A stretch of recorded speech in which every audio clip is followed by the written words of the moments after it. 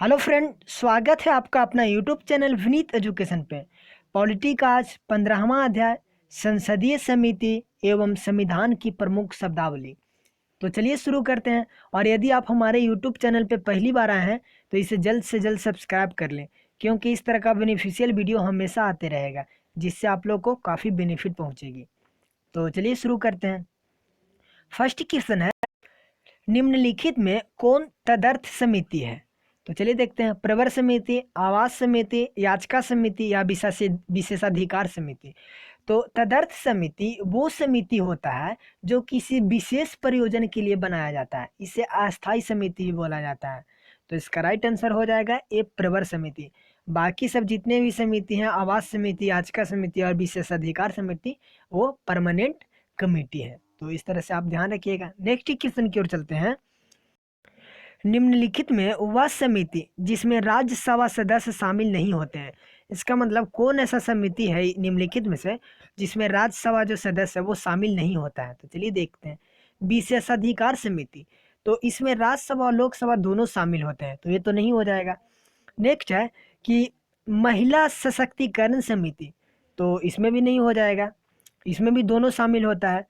फिर प्राक्कलन समिति, तो प्राक्कलन समिति में टोटल 30 सदस्य होते हैं, जिसमें सभी के सभी सदस्य यानी 30 सदस्य हैं वो लोकसभा से आते हैं। तो इसका राइट आंसर हो जाएगा, गलत चुनने वाला था तो इसका राइट आंसर हो जाएगा सी, यानी राज्यसभा से इसमें एक भी सदस्य नहीं आते हैं, टोटल जितना भी आते हैं वो लोकसभा से आते हैं। तो इसका राइट आंसर सी हो जाएगा। नेक्स्ट क्वेश्चन की ओर चलते हैं।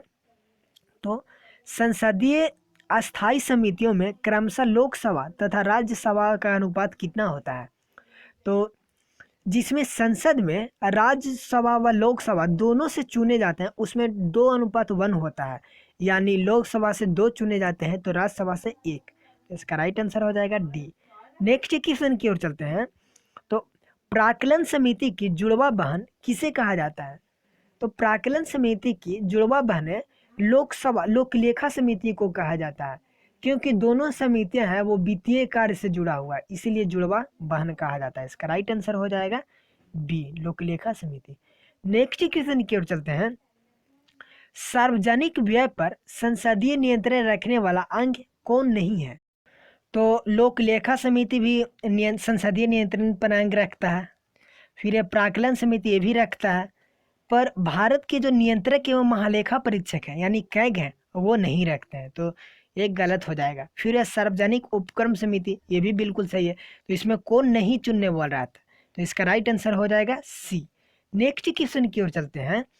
तो नेक्स्ट बोल रहा है कि लोक लेखा समिति के बारे में कौन सा कथन है वो सही नहीं है?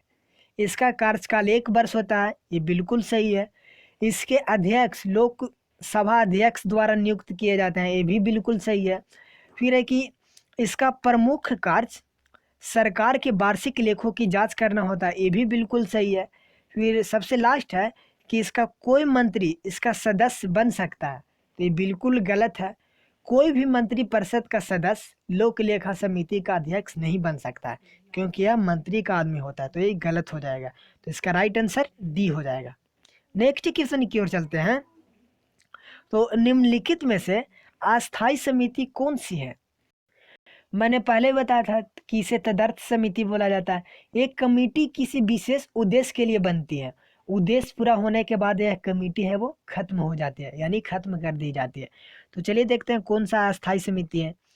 ए इसका बिल्कुल राइट आंसर हो जाएगा, और सी सलाहकारी समिति। तो जांच समिति और सलाहकारी समिति है जो अस्थायी समिति है, बाकी सब जो है वो परमानेंट कमेटी है, तो आप ध्यान रखिएगा। नेक्स्ट क्वेश्चन की ओर चलते हैं। तो अस्थायी समिति के कार्य निम्नलिखित में से कौन से नहीं होते हैं? तो चलिए देखते हैं।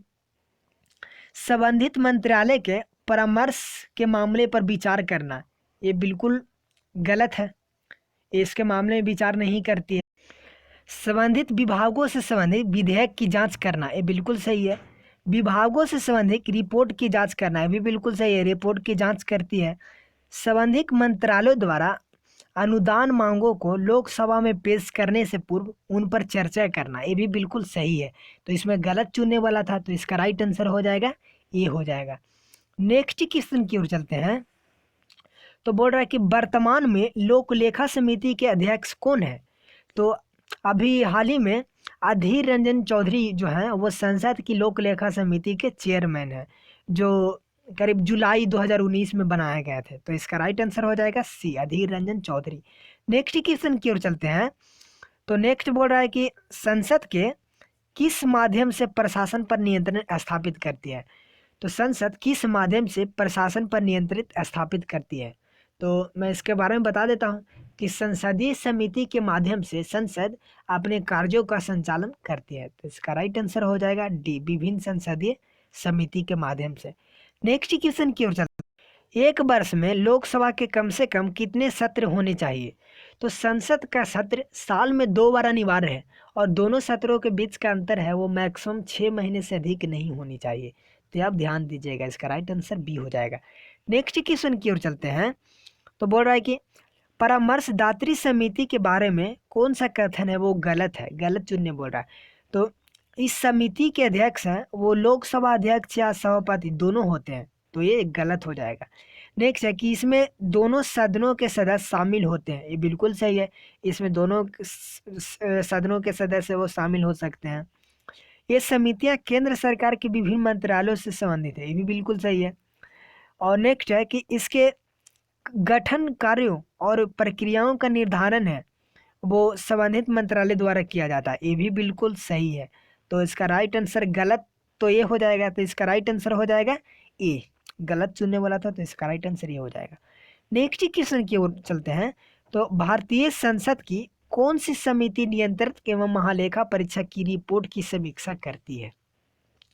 तो लोकलेखा समिति नियंत्रक एवं महालेखा परीक्षक की रिपोर्ट की समीक्षा करती है। इसके अलावा लोक उपक्रम समिति भी है जो नियंत्रक एवं महालेखा परीक्षक यानी कैग की रिपोर्ट की जांच करती है। तो इसका राइट आंसर हो जाएगा बी। ऐसे मैंने एक और भी बताया है, लोक उपक्रम समिति, उसे भी आप ध्यान रखिएगा। नेक्स्ट क्वेश्चन की ओर चलते हैं। तो बोल रहा है कि सूची 1 को सूची 2 से सुमेलित कीजिए तथा नीचे दिए गए कोटों की सहायता से सही उत्तर का चयन कीजिए।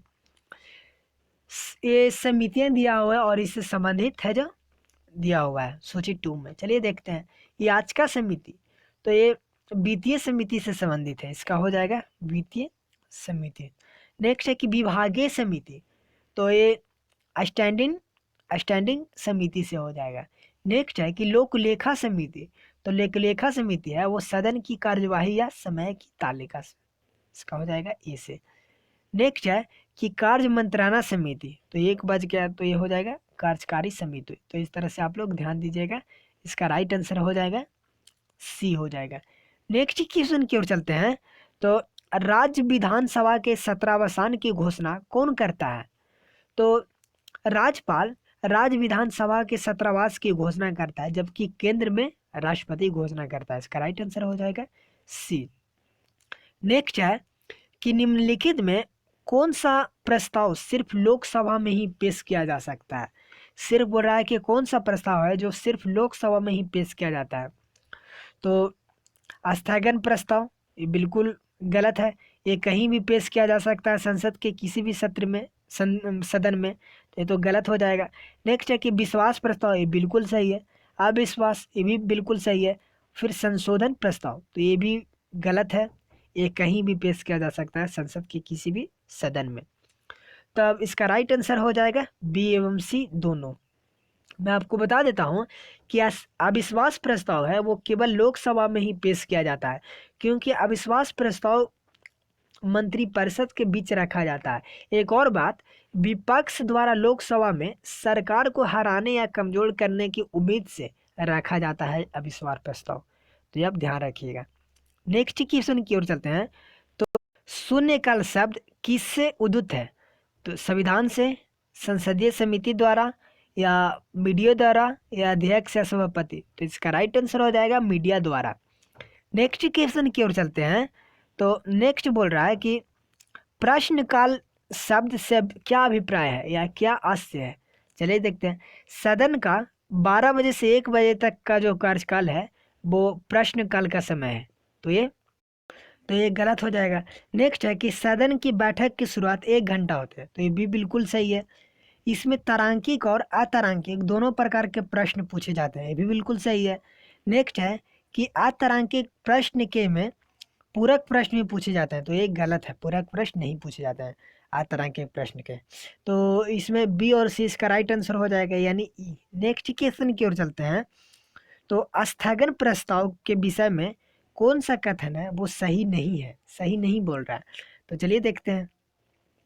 इसकी घोषणा अध्यक्ष या सभापति द्वारा की जाती है, तो ये बिल्कुल सही है। इसकी घोषणा है वो स्थगन प्रस्ताव की घोषणा है वो अध्यक्ष या सभापति द्वारा की जाती है, बिल्कुल सही है। यह प्रस्ताव उच्च या निम्न सदन किसी भी सदन में पेश किया जाता है, ये भी बिल्कुल सही है। या राज्यसभा या लोकसभा कहीं भी पेश किया जा सकता है। इसके लिए 75 सदस्यों द्वारा प्रस्ताव है वो दिया जाता है, ये बिल्कुल गलत है। लोक महत्व के का कोई भी विषय जो सदन की नियमित कार्यवाही को रोक सकता है, ये भी बिल्कुल सही है। तो यानी गलत चुनने वाला था, तो इसका राइट आंसर हो जाएगा केवल 3। चलिए देखते हैं, इसका राइट आंसर केवल 3 हो जाएगा। नेक्स्ट है कि मिलान करें, मिलान करें समितियाँ दिया हुआ है, इसका कितने सदस्य हैं लोकसभा या राज्यसभा में वो दिया हुआ है। चलिए देखते हैं प्राक्कलन समिति। तो प्राक्कलन समिति में पढ़े थे कि इसमें 30 सदस्य होते हैं टोटल। इसमें केवल लोकसभा से आते हैं, राज्यसभा से एक भी सदस्य नहीं आते हैं, तो इसका हो जाएगा 4 से। SC/ST कल्याण समिति। तो SC/ST कल्याण समिति में ये दोनों से आते हैं, लोकसभा भी राज्यसभा से भी। इसमें टोटल 30 सदस्य होते हैं, 20 लोकसभा से 10 राज्यसभा से। तो इसमें हो जाएगा 20 लोकसभा और 10 राज्यसभा से। कार्य मंत्रणा समिति। तो इसमें 15 है जो लोकसभा से और 11 राज्यसभा से आते हैं, तो इसका हो जाएगा 2 से। फिर है लोक उपक्रम समिति, तो इसका हो जाएगा ए से, 15 लोकसभा से और 7 राज्यसभा से। तो आई होप आप लोग के इस सीरीज काफ़ी पसंद आ रहा हो। आपको वीडियो अच्छी लगी है, मेहनत अच्छी लगी है, तो प्लीज़ जल्दी से इस वीडियो को लाइक कीजिए, दोस्तों के पास शेयर कीजिए और इस चैनल को ज़रूर सब्सक्राइब कीजिए। चलिए नेक्स्ट वीडियो में मिलते हैं। Thank you.